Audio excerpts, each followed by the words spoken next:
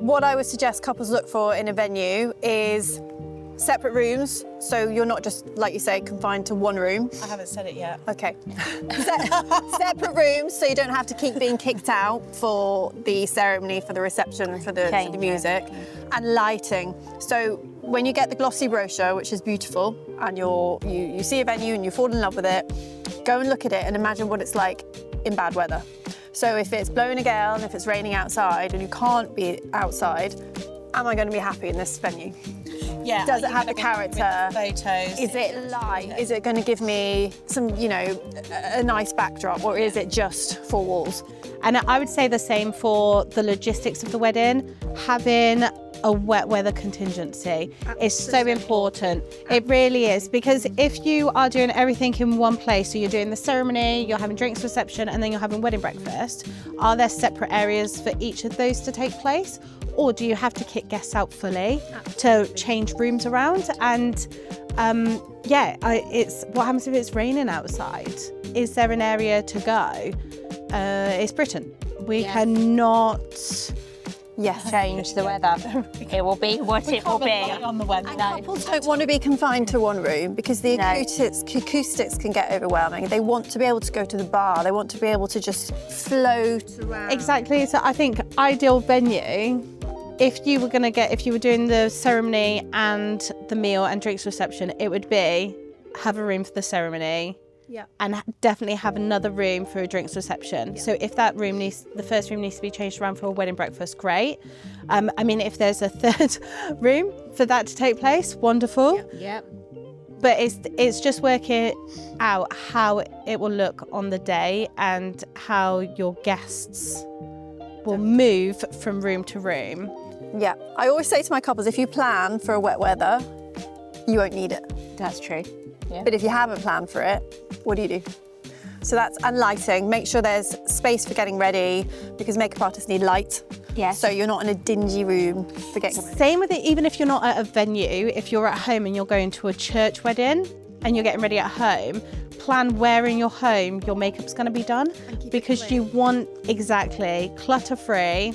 You want people to be able to sit but not get in the way. And definitely lighting, because we all know your makeup can look one way in one light and another way in another light. What is important to suppliers when couples pick venues? So obviously we work in very different areas of weddings. What are some really top things that we would really appreciate at a venue? Well, certainly from my point of view as a musician, I think acoustics really important. Unloading, parking, that sort of thing's really helpful. One thing I think me and Lara both agree on is a room for storage, somewhere to hide. Yes. And I don't mean like hide, I do mean hide from guests, but in a way of just being able to breathe and take a rest. Moment. Have something to eat, have a drink, because if the venue has no space like that, you are constantly around the guests. You maybe have to hide in a corner to have a bite to eat, and you feel people are staring at you. And like for photographers especially, you could be working from 8-9 in the morning. Well, we're just a hot, sweaty mess and we're filthy. And also somewhere safe to put your stuff. Yes. Because we have all our kit and there's nothing worse than not having somewhere safe to put it.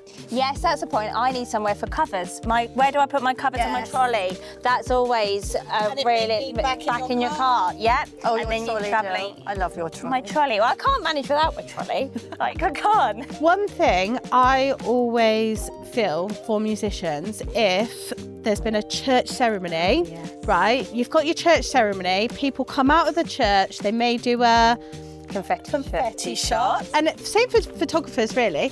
Confetti shot, and then everyone piles in cars and leaves. And you're like, I've got to put my harp in here.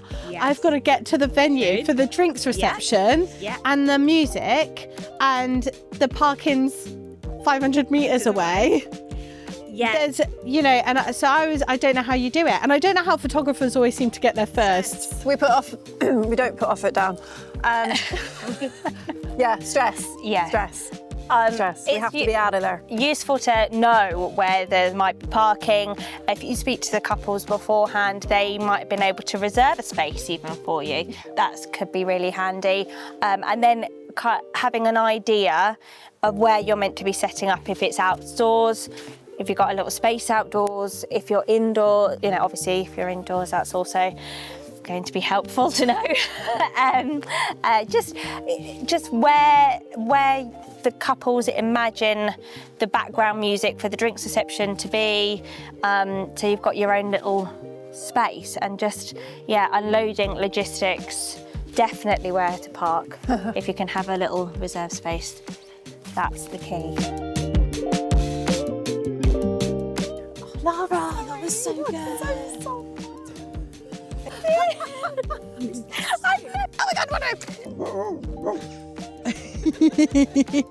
Oh my God, what I'm really sorry.